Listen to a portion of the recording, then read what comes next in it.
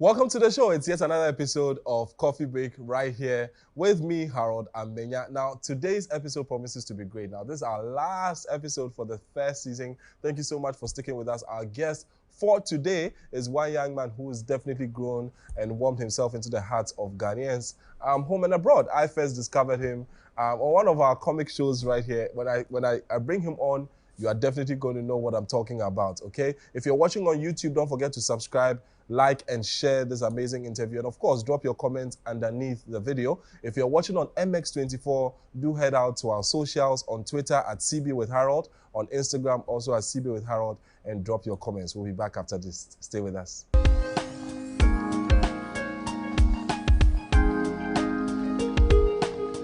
It's Coffee Break with Harold.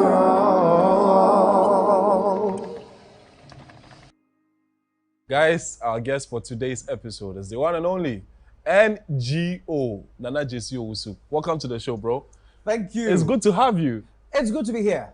You know, I've been watching the show. I've been following the show quite a lot. And I must say, you're doing amazing. Oh, thank you. So I figured, you're the one who called you. Yeah, I said I'll come. Yeah. And I don't do interviews, but Yeah. I decided you're my guy. And I couldn't say no to you because of course. you are too talented to be said no to. So I decided Welcome yes. to the show, man. Thank you. How often do you come to Accra? Or have you moved to Accra? No, I haven't necessarily moved to Accra, but I'm in Accra almost every other week. Because you live in Kumasi, that I Yes, know for yes. sure. Born and bred in Kumasi. Actually, bred majority in Accra, moved to Kumasi, and decided to stay in Kumasi. I'd like to know at what point. Take me through the Okay. childhood journey. So, I love my childhood, you know. So I grew up in Accra, particularly Kanda. I went to Agri Memorial. Were you born there? Yes, no, I was born in Kumasi. Okay. And then I came to Accra. At what age? I think at 1. Oh, wow. Yeah, at 1 or something. So I came to Accra, and I grew up with my grandmother and my auntie at Kanda. We grew up there. I went to school there from infancy to JHS, then JSS. No, when I say JSS, they'll know my age. So let me say JHS. So JHS, and I moved to Kumasi because I chose a school in Kumasi, the best school in Ghana. That is Prempeh College. Prempeh College. Yes, Okay. the greatest school in Ghana. Okay. So I moved to Prempeh College, and then I was still coming to Accra, you know, for holidays, you know, vacation. But while staying in Kanda, where were your parents? My parents were in Kumasi. Yes. So, And they left you in Kanda. Yes. What was the reason? oh, but not really nothing. I mean, my father was here. He moved. He kept, you know, moving around. So I stayed with my grandma throughout. Were your parents together? No, Okay. no. Are you the only child? Of my mother's, yes. Of your mother, yes. And Yes. your dad's side? Two other children. Two other boys Yes. or girls? Boys. Boys. So 3 in all. But for Yes. your mom, you are the Yes. only child. Well, you look like an only child. Ah, I don't remember. No, there's something about you that looks like an only child. But for me, the first time I saw you was on KGT and Makola, Yeah. right? This was years ago. Which year was this? I think 2017. 2017. Yeah, 2017. And it felt like it was a very refreshing show. So in the beginning, people didn't take it too seriously. Well, I didn't take it too seriously, but I realized that with time, it was something that I couldn't avoid. I had to just watch it. Yeah. You know how it is. When it blows up. Yeah. How did you come by that role? Okay, so I actually met Louise Lamis, who was the creator of the show of KGTR versus Makola, in university when I was in tech 2010, 11. Yeah, I think so. That was when I met Louise. He was also, I think he was done with school and he was doing more like TA. So he had this group called Spring Verve, which was a theater group back then. So I joined the theater group, and that's when I started theater.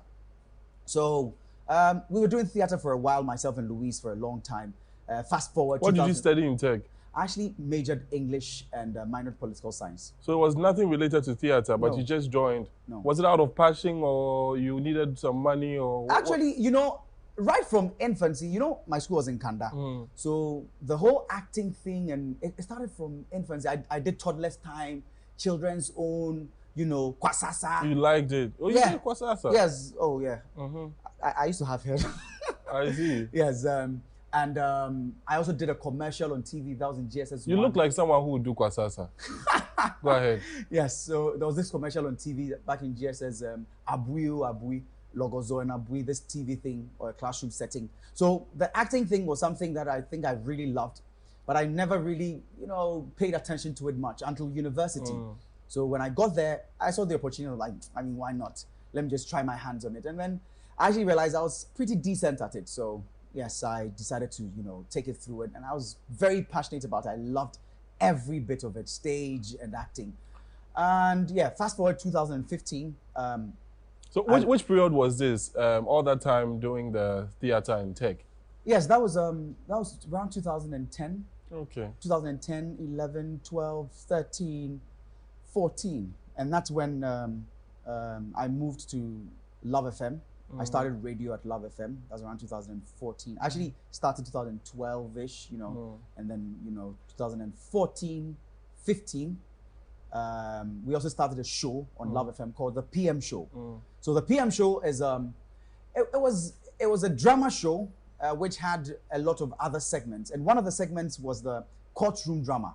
So it was a radio courtroom drama, and we're doing it on radio. So it was quite popular in Kumasi. A lot of people enjoyed it. We had other segments on it. What Don't You Know was not a segment, but it was something that we tried on there as well.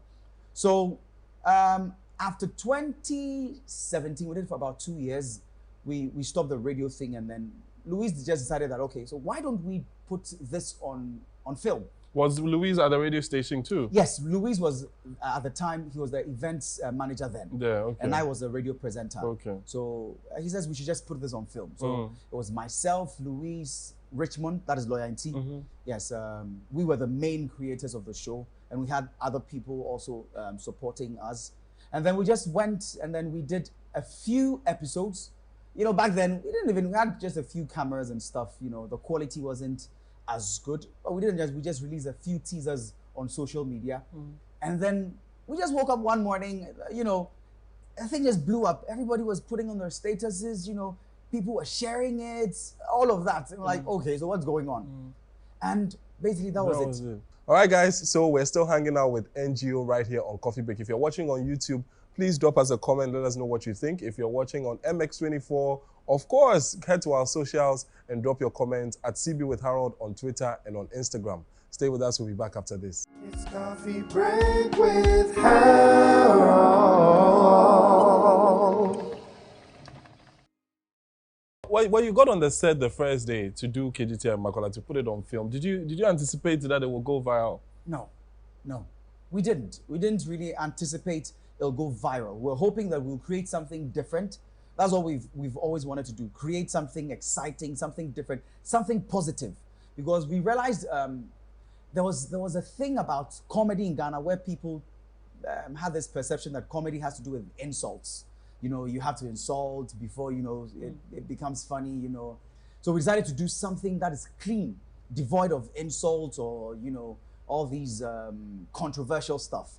So we decided to do something clean, something original, and then we fell on that. We actually, did a bit of research to see if there was anything like that in the world. We realized there was nothing like that. There were other courtroom drama series, but there was nothing like KGT versus Makola anywhere in the world. So you did that for how long? So we did KGT versus Makola since 2017 to 2020, 2020, and that's when we went on a break. Okay. Yes, we went for a short break, and then we decided to bring it back. So we brought it back as well. So we've actually brought it back. And now you have your new show. No, it's not a new show, but your current show. Yes. What Don't You Know? Yes. What Don't You Know is exciting. How did the idea come about? So What Don't You Know, during when we're doing the PM show, I do a lot of impressions of people. I love doing impressions and doing voice manipulations, and all these things. So I went into the booth myself. We're supposed to create promos for the PM show, create teasers for the show. So I went in there, and then myself, Louise, Richmond, and Michelle. There was a lady, one of our actors called Michelle. And then I went there, and then after doing a few skits, we did one skit. I don't know if you saw it. Greetings from Abroad. I haven't seen that. There was this Greetings from Abroad skit. It also went viral. And we did that. And after that, we did the thing. I just decided, okay, let me just do an impression of Dana Ferieboa. Dana Ferieboa, Go the ahead. legendary. Yes, yes. He was one person that, you know, I actually did What Do You Know once when I was in GSS. Okay. Yeah. Okay. So I really looked up to him. So I just decided to do an impression of him. However, let me do something that is almost like the opposite of it.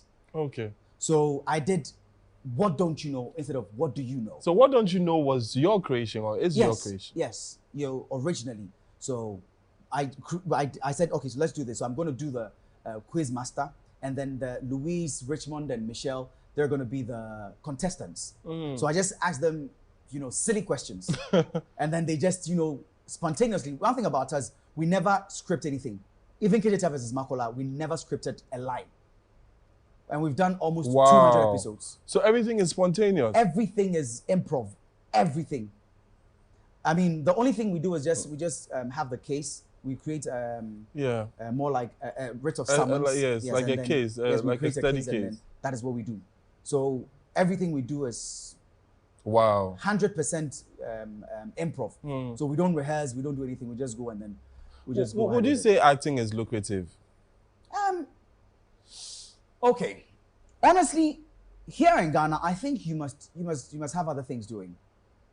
Acting, you can't survive on acting. If you really want to be comfortable, I don't think you can survive on acting here in Ghana. So what are some of the things that you do that, keeps you financially sound? Oh, personally, I do MCing. I do a lot of MCing, wedding MCing, corporate MCing. I know you run a club in Kumasi. Yes, I run a club with my brother. Tell us about that. It's called the Basement Bar and Lounge. Yes, yeah. Okay. It's if you know it, yeah. If you've been there, it's the hottest club in Kumasi. Awesome. Yeah. So awesome. We've been doing this since 2019. And you're in law school too. Yes. How do you combine all these things? I mean, as a man, you have to hustle. Yes, as a man, you have to really hustle, and that's what I've been doing, trying to hustle, trying to grind and, make something, because you must always have a backup plan. All right, guys, so we're still hanging out with NGO right here on Coffee Break. Stay with us. It's Coffee Break with Harold.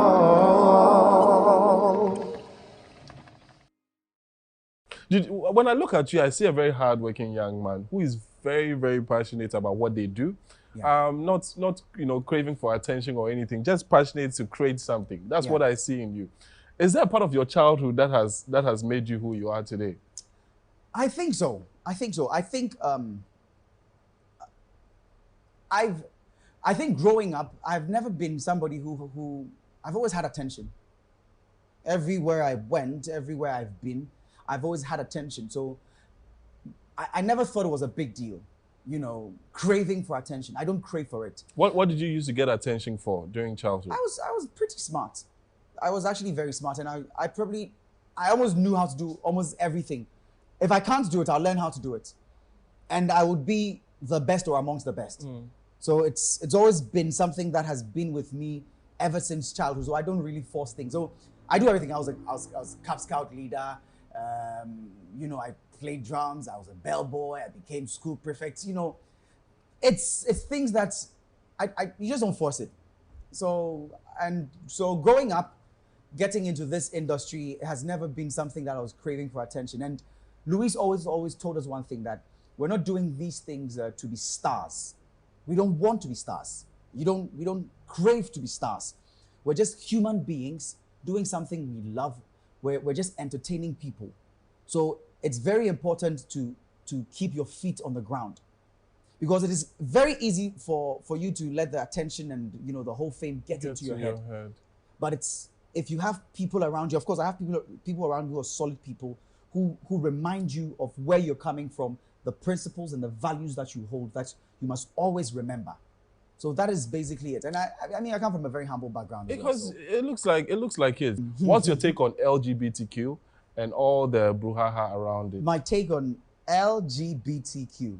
Okay, so I think LGBTQ, it's a very sensitive subject, and personally, I have not been somebody who's been particularly bothered about LGBTQ, what they do, what people do with their personal lives. I have never been somebody who's bothered. My only issue, especially with a lot of these movements, not particularly just LGBTQ, is shoving it down people's throats. As in what? I saw something I saw a new comic, a Superman comic, where Superman was bisexual, which I found a little disturbing. I don't have a problem if originally the Superman story. Should the bill be passed? That is up to them. That is up to. If you had your way, would you have the bill passed? Unfortunately, I don't have my way, and I'm not part of it. Unfortunately, if you had your way, ifs and all these are conditional, and the condition here, I'm not in that position. If you had the I'm not power. in that position to say. If no, you see, it is all. But right now, I am not there. We all know that. Yes. But if assuming you did, I haven't had the chance to scrutinize the bill thoroughly. Well, guys, we've been hanging out with NGO. Nana Gyasi Owusu right here on Coffee Break. I hope you enjoyed the show as much as I did. Today is the last episode, or this is the last episode of season 1. Thank you for sticking with us. We are definitely coming out with season 2 on a bigger bang. You definitely would love what we have cooking for you for season 2. My outfit today is by 1957 by KOD. Okay, and of course, the show, as always, brought to you by Virtual Hub Studios. Thank you for watching. We'll be back with season